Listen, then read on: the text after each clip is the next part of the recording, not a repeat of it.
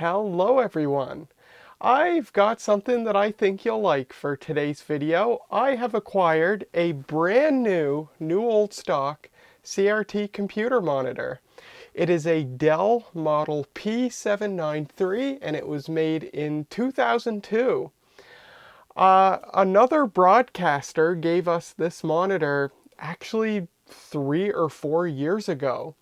We actually received this monitor at the same time that we received this monitor, this Scenics monitor, which was also brand new old stock, that I unboxed on camera way back a few years ago in my old apartment.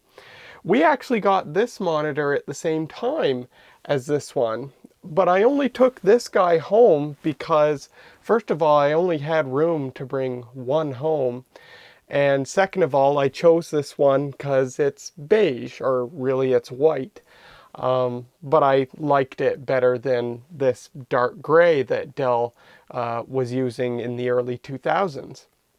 Now, what I didn't know at the time is that this monitor, there's actually more to it than meets the eye. This is a very high-end CRT monitor. It's got a Mitsubishi Diamondtron tube in it. And if you don't know what that is, when Sony's patent for the Trinitron expired, I think it was back in the 90s, Mitsubishi began manufacturing a copy of the Sony Trinitron tube. They called it the Diamondtron, and it was used in all sorts of computer monitors, broadcast video monitors, television sets, all sorts of things used the Mitsubishi Diamondtron tube. So this has one of those in it. It's a high-end aperture grille tube, a far cry from this monitor, which has a fairly low-end shadow mask tube in it. But yeah, I only recently learned that this monitor is that high-end, and it's not just the tube that makes it high-end. This monitor has actually very high specifications. It's capable of, and I hope I get these numbers right because I definitely don't have this memorized, it's capable of a maximum resolution of 2048 by 1536 pixels. Wow, that's insane, especially for only a 17-inch display. Like, what are you doing on a 17-inch display that needs that much resolution? Text must be so tiny on this monitor at that resolution. But that's super cool, and it's capable of up to 120 hertz, I think, based on the resolution. I think it's 120. And yeah, it's a very high-end monitor for the time. The tube has a 0.25 millimeter dot pitch, so it's capable of resolving very fine detail, especially for the size that it is. So yeah, I recently learned that, but also the reason I finally brought this home after sitting in our storage for several years is because now I do have the space for it. You may notice right now that we're in a slightly, or what appears to be a slightly different place than usual. We're actually on the other side of the office. Normally I'd be down there taping. I did a little bit of rearranging. I took out the third shelf that was right here, and I bought another one of these 4-foot folding tables. I've had one of these tables down at the very end, and now I have a second one of these tables, and it forms an L-shaped. So I now have a big L-shaped workspace, and what I want to do is have more vintage computers set up permanently, because basically I only ever have room for one at a time. I've got the Epson Apex Plus set up across from me right beside the TV rack here. But if I ever want to have another vintage computer set up, it's always temporary. And in fact, lately I haven't touched any of my other desktop computers at all. I always just dig out a laptop. But I'd really love to be able to have at least a couple of more vintage computers permanently set up in here, and this is going to allow me to do it. I have the space now, so I'll be able to have at least 2 desktop computers set up here in addition to the Epson Apex Plus over here. So I dug this monitor out of storage, and I finally brought this one home, and boy, am I glad that that we never threw this out. It's, for all the years it sat in our storage, I never thought I'd actually take it home. And here it is. So I'm really glad that we were able to keep it safe all this time. I, obviously, I wish it was beige or white instead of black, but it is what it is. And actually, I do have a computer that fits with this monitor so well that they may have possibly been sold together, although I don't think there might have been an overlap. But I still have the Dell Optiplex GX150, a computer that I've had for, I forget when I got it. I've had it for at least a decade, I think, if I'm remembering right when I got it. I made a video of it way, way back in the day, but that computer would actually perfectly go with this monitor, and I have that running as a Windows 98 machine. It's a Pentium 3, so that would go kind of cool with this. It almost makes me want to dig it out and bring it up here. So yeah, that's the story of this thing. It's finally home here with me for good. And let's take a look at this thing. So like I said, this is brand new in the box. I don't have the box in here to show you. I couldn't actually get it in here. I couldn't get it past the TV rack in this room. So I would have loved to have unboxed this in the living room, but I decided just to unbox it and then get it in here and then make the video. The unboxing was very, there was nothing notable about it, much less noteworthy than the unboxing for this thing. If you remember back a few years ago when I unboxed this monitor, it was chewed on. There's actually chew marks on the plastic of the stand. Rodents got in the box, they chewed on it, they peed and pooped all over it. The box itself was all chewed through. This thing actually is in much better shape. The box showed no signs of rodent damage. There's big chunks of styrofoam that was like broken off inside the box, so the monitor actually wasn't properly secured within the box. There's a big ridge of broken styrofoam around the top. I'm not sure if that was rodent damage or if possibly the box was dropped and the styrofoam sheared apart. I'm not really sure. But there's no evidence that rodents peed or pooped on this thing. There's no chew marks on the plastic. It looks great. It actually fared better than this guy did before I unboxed it. So that's great. So yeah, there was nothing really notable to see aside from the box itself. The box has a date on it of 2002. The monitor itself has a date on it of September 2002. There was no documentation or power cord in the box, which is a little odd. So maybe it was opened in the past and somebody removed that documentation.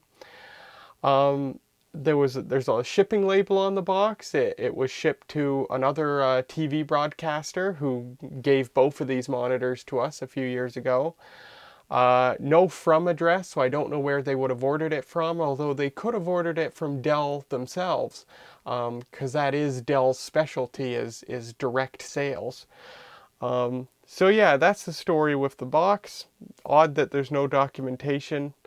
But as you can see, the VGA cable is still in the plastic wrap here, and there's still this little red plastic cap on the VGA connector. So this truly is brand new, unused. And then obviously it's got this little sticker on it. And if we look on this sticker, it says, for optimal display, set the video resolution to 1024 by 768.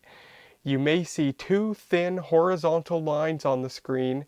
These are normal damper wires. See the quick setup guide for details. So yeah, you know, unlike an LCD monitor which has a fixed resolution, CRTs don't really have a fixed resolution. They do have a resolution above which their ability to resolve fine details diminishes just because the phosphor dots aren't small enough and the electronics driving the tube can't work finely enough to do it. So obviously Dell thinks that you're going to get the best picture quality at 1024 by 768, but if you want, you can go up to 2048 by 1536. Things just might get a little fuzzy because you're hitting or probably more likely shot past the actual ability of the tube to resolve those details, but it's really cool that you can still do that if you want. Oh, a couple more details about the tube. This is flat. I don't know if you can tell on video. This is a flat tube display, which isn't super surprising. 2002 LCD monitors were starting to take hold, and so CRTs, trying to remain competitive, they gained a flat face tube.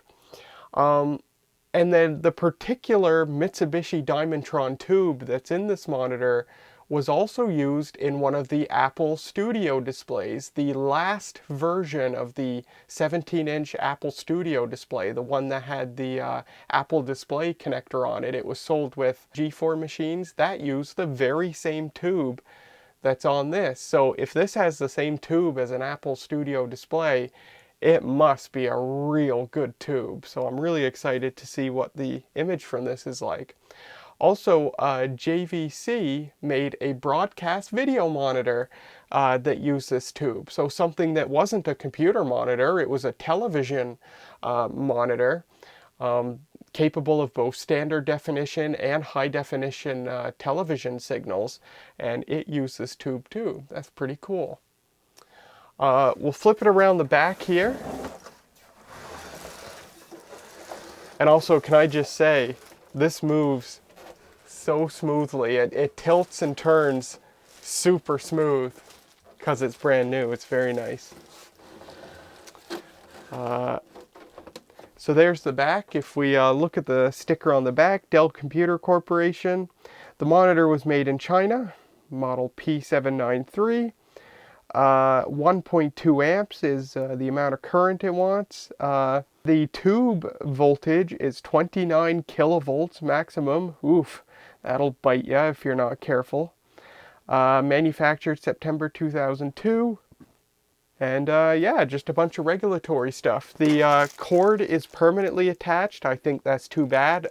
When I was a kid, I lost a couple of computer monitors to permanently attached cords that went bad. Although I think today, if something happened to this and the cord went bad, I could probably fix it now, whereas I couldn't back in the day when I was a kid. So too bad that it's permanently attached, but it's not something that I'm going to worry about.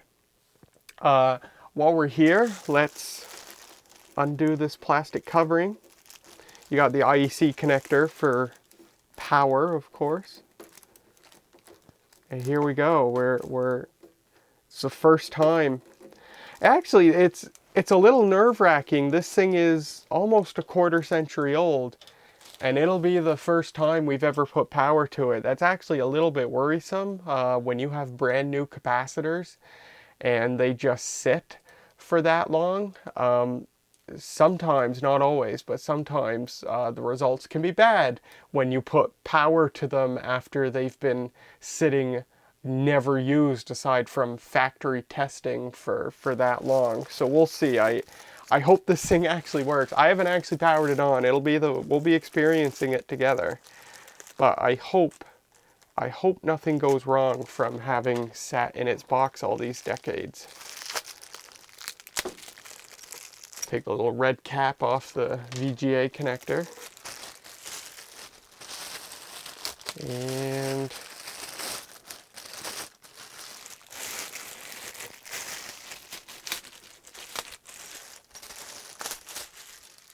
there it is. Nice rubbery cord, very good feeling cord. Gooey adhesive is left on the VGA connector. That's all right.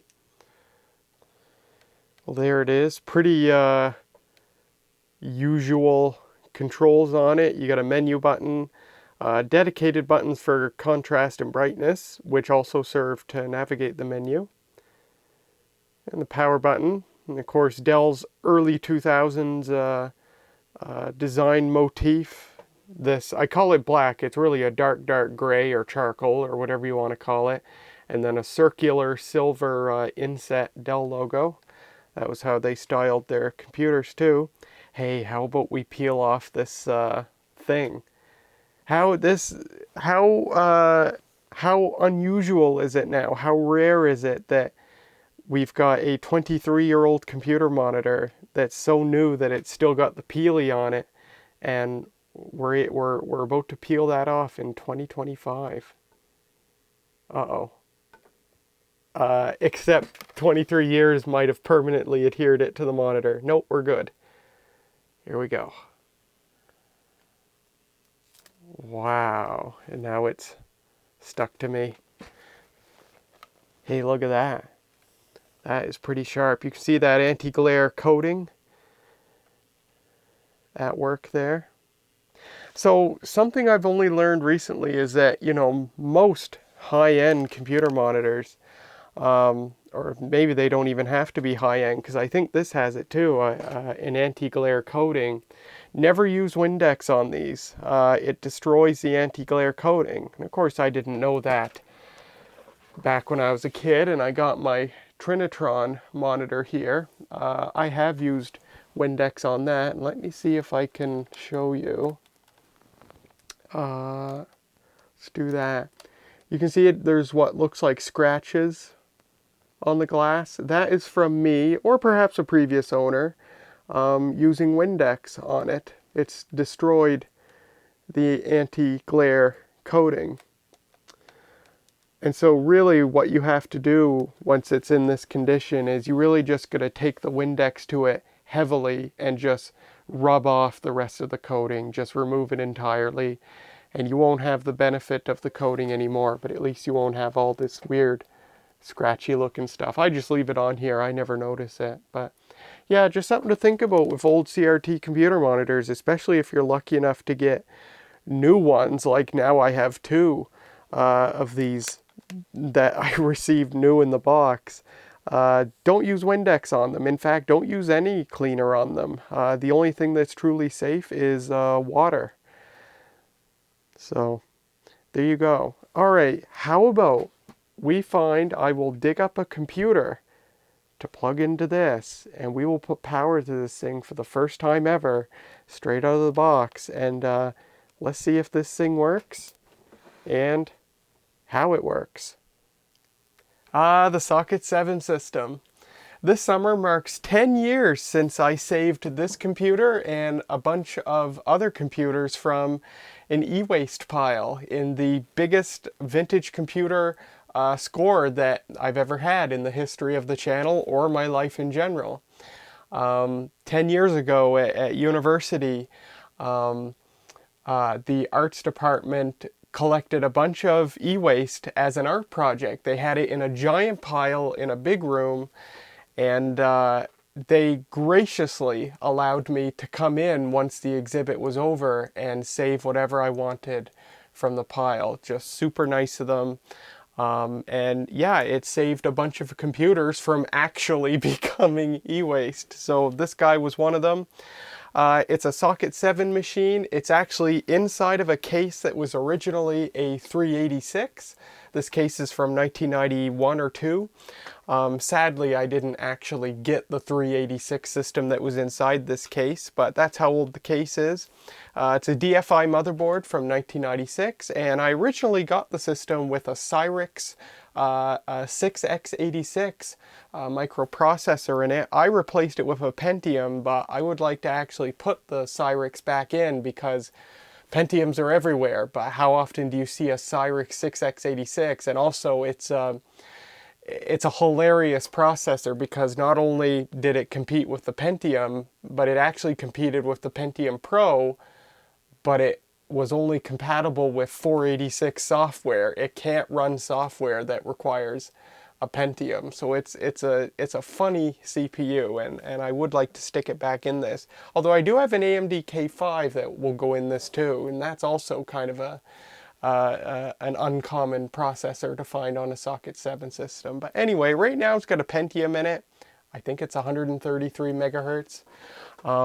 And I think this still has Windows 95 on it. Oh, and I also, no, did I recap the power supply? No, I haven't yet. This is the last one that I need to do. I did recap the power supplies in my two other AT systems.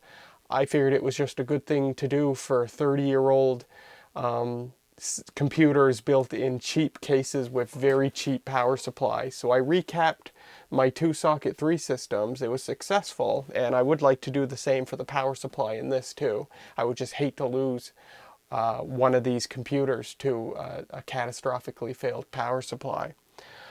All right, the computer monitor's hooked up. I've got other peripherals hooked up. I'm going to put power to this monitor.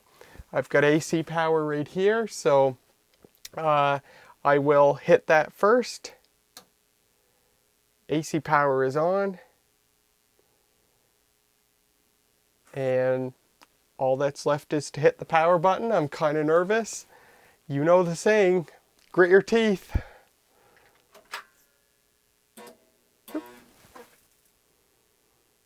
It degaussed twice for some reason. I hear a very faint whine. It's gone into, I assume, standby mode. High voltage came up.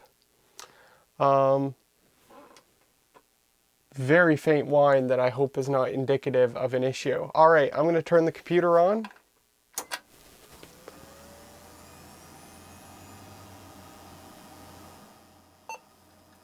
Monitor come up.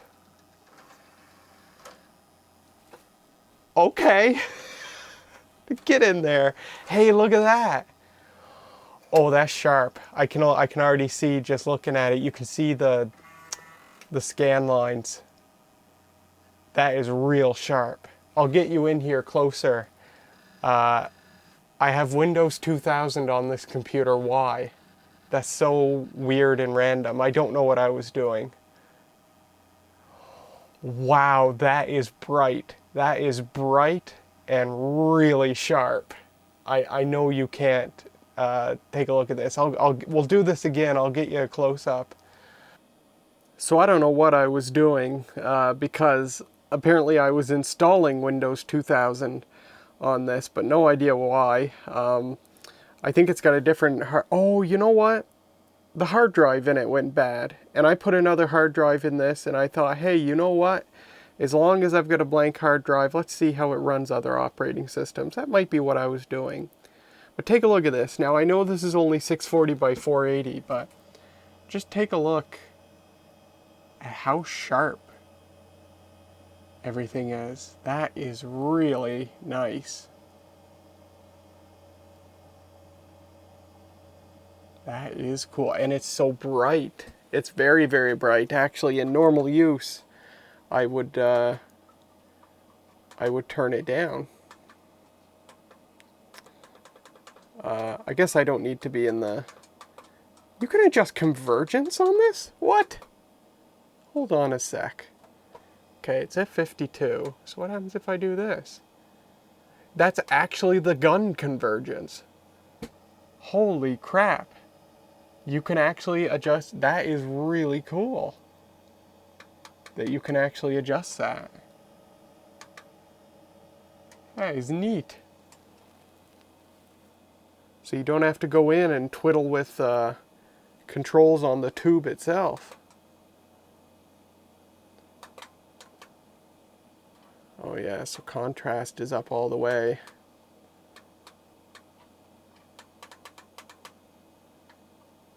I'd maybe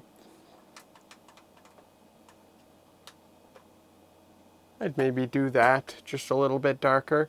Let me grab another computer, maybe one with an installed operating system on it, and I'll grab something newer so that we can hopefully test like the full highest resolution that this thing supports. How about this? The Dell Dimension XPS D233 from 1997. This is another computer that I saved from that e-waste pile in 2015. And before we turn this thing on, I actually have a story to tell about this computer. Last year, the power supply bit the dust on it. And For a lot of owners of this particular generation of Dell computers, if the power supply dies, that spells the end of the computer, because bad guy Dell used proprietary power supplies in these things for no reason other than probably just to make it so that you had to buy their own power supplies. I don't know. But they use proprietary power supplies. Not only that, the power supplies actually use the standard ATX power connector, but the pinout is completely different. So many of these computers died at the hands of people who unknowingly replaced the power supply with a standard ATX one, and no amount of teeth gritting protects you from the carnage that occurs if you try to power one of these up with a standard ATX power supply. It kills the motherboard. So when the power supply in this died, I thought, well, it might be the end of this thing. There are options. Back in the day, third-party computer accessory manufacturers actually made ATX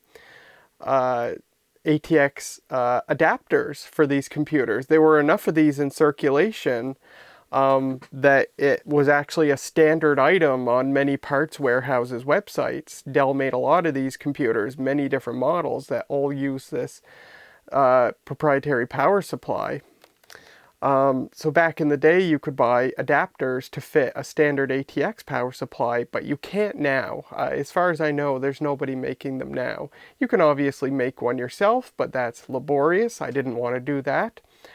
Obviously, there's the option of buying a replacement original power supply, but I didn't want to do that either, because what's the chances that that one's going to last? I tried recapping the power supply. I thought maybe that was the issue, because the power supply had always been flaky on this computer for the entire 10 years I owned it. So I tried recapping the power supply. That didn't bring it back. So I did some more digging, and I discovered something that I didn't know until I was faced with what to do with this computer when the power supply died. I forget where I read it, but I learned that what Dell did was that all they did was take the standard ATX pinout and they shifted it by 3 rows and then just made shit up for the other 6 pins that were now free. Not only that, but at least for this particular series of computers, the motherboard actually has solder pads on it for a standard ATX pinout. It gives you the proprietary pinout for what's actually, what Dell actually put the connector on, but then there's 6 solder pads immediately adjacent, and all you have to do is desolder the motherboard power connector and move it 3 rows down to that unused set of solder pads and solder it all back in, and then you can put a standard ATX power supply in these. What a weird decision on Dell's part. Many weird decisions. So I did that, and as you guys know, I've said it before, I am bad at desoldering from multi-layer boards. I find it very difficult to do. I don't have a vacuum desoldering pump, so I just tend to not tackle multi-layer PCBs. But I figured, you know what? It's either give it a shot or just concede and toss this computer out. So I pulled the motherboard out and I gave it a shot, and I was successful. I bought a brand new Seasonic Focus 550 watt power supply that happened to be on sale on Newegg. I stuck it in, and by God, it works. And this computer is working, and it works great with a brand new standard ATX power supply. How cool is that? So I wanted to tell that story. If you ever have one of these and the power supply dies, I didn't realize it's possible the motherboard has the pads for a standard ATX connector. You just have to move the existing connector down to those pads, and you can use a standard ATX power supply. I think this is the biggest vintage computer repair win that I've ever had. The fact that I pulled that off that desoldering, and it worked, and I didn't kill the computer in the process, is just incredible. All right, let me hit the switch on the power supply. And yeah, this is gonna turn on by itself. Oh, let me turn that on. Monitor's coming up. Oh crap, I should have switched to my phone. Let's see if you can see this. Look at how sharp that text is. That is really, really cool.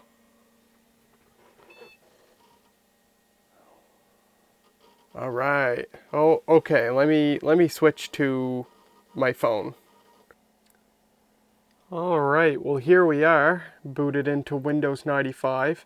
Now, this is only at 800 by 600 resolution, but you can see just how crisp everything is. Now, this computer has a pretty high-end for the time video card in it. It's NVIDIA Riva 128, I believe. So I wonder if that'll let us go up to the maximum. Oh, it'll let us do 600 by 1200. That's pretty crazy enough. What happens if I bring it down? Yeah, it's not going to let me go farther than that. Now, I want to make sure, just because I was a kid, I blew up a couple of CRT monitors, even in my early YouTube days, from accidentally running them at too high of a combination of resolution and refresh rate. For some reason, a lot of monitors, even though they'll gracefully reject resolutions that are too high, they won't reject too high of a refresh rate for a given resolution. And I blew up a couple of monitors back in the day by giving them too high of a refresh rate. And when I say blow up, I actually mean like loud bang, like a transistor or some kind of component exploded inside the monitor. It's happened 2 or 3 times. So I don't want to do the same to this. So I'm just going to be safe and select 60 Hertz.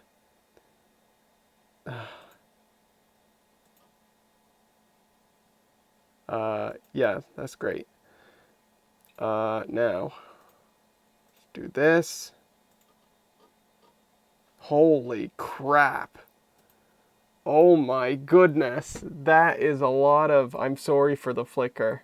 I can't fix the flicker for you guys, I'm sorry. But holy crap, look at how absolutely minuscule everything is. And it's still pretty sharp looking. You can definitely see we're reaching the limit of what it can resolve. You can see the phosphor lines. Yeah, we've exceeded what this tube could be expected to perfectly resolve. But for what it is, it still looks really good. And certainly when you're sitting at a normal distance, I'm not old enough yet that that I struggle to read this small of text, although I'm swiftly getting there. But this looks all right looking from a distance. But you can definitely tell we've hit / exceeded the limit of what the tube can resolve. I'm actually seeing for the first time. Well, okay, let's take her down. Let's take her down to 1280 by 1024. And I think that looks a bit better for you guys. 1280 by 1024. That looks pretty good. I would say it's more or less capable of completely resolving that resolution. But I'm noticing for the first time you can see the little guide wires, the little horizontal wires that are strung across an aperture grille CRT. There's the other one down here for structural integrity. So Sony Trinitrons have this, and Mitsubishi Diamondtrons have this too. So that's how you know you've got the genuine article. Yeah, 1280 looks very good. Dell wants you to use it at 1024 for best results, and yeah, 1024 super sharp. Well, before I wrap things up in this video, I want to do a little comparison. So what I've done is I've got both of these monitors running off this computer, and that's made possible by this Kramer VP200N VGA distribution amplifier. So I've got the resolution set to 1280 by 1024 because that's the maximum resolution that this monitor supports. And I think earlier I said that this was kind of a cheap low-end monitor. I may be wrong on that because I just rewatched the video I made about this monitor, which is longer ago than I thought. It'll be 5 years next month that I've had this monitor. How time flies. But I forgot that I actually went inside this monitor to make sure that the mouse damage didn't extend inside. And we found that it actually had an LG tube in it, which I think spells pretty good. So anyway, we're running in 1280 by 1024 because that's the highest resolution this monitor supports. And if we look here, we'll start on the Dell. And you can see how sharp things are. And if we move over here, you can definitely tell that it's a shadow mask tube versus aperture grille, and you can see there's just a little bit, there's a little bit of fuzziness. Look up here, and then we'll look right here. On the whole though, this monitor is actually pretty good too. It's faring a lot better in comparison than I thought it would. We'll look over here.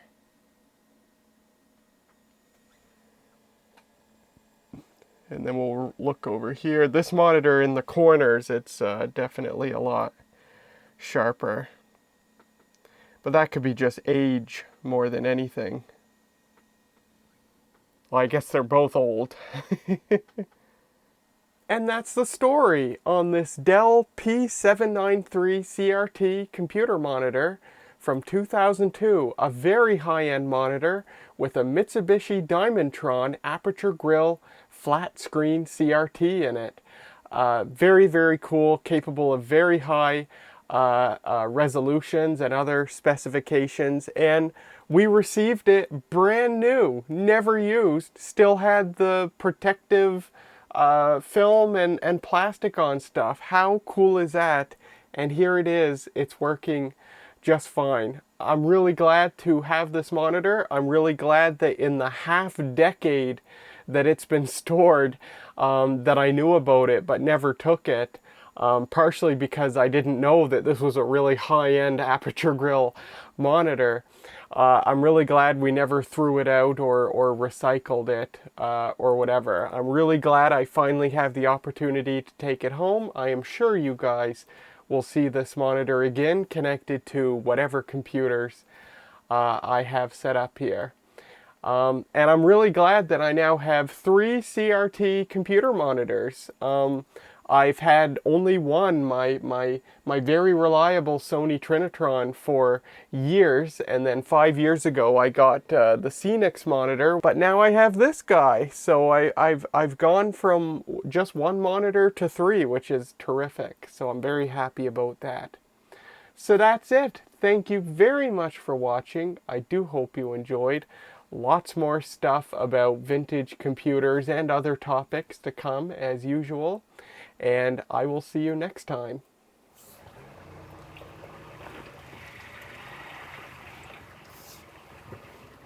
Hey, how can I help you? I'll have a chicken bacon ranch wrap. And Sure. can I get a plain Timbit for my dog? Sure. And that's all. Sure, come on up. Thank you. Same car as us, Maud, but in an inferior color.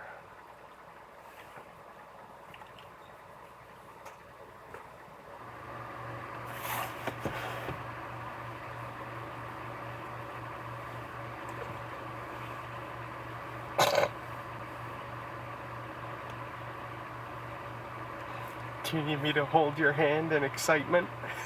It's just too much for you, this outing? Too much excitement?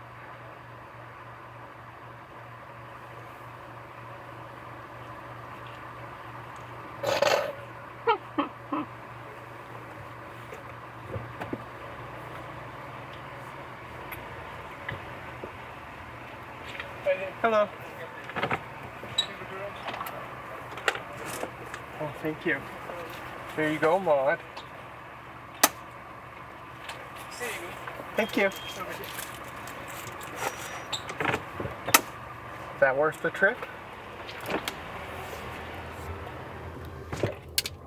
You had that down your gullet in about 2.3 seconds.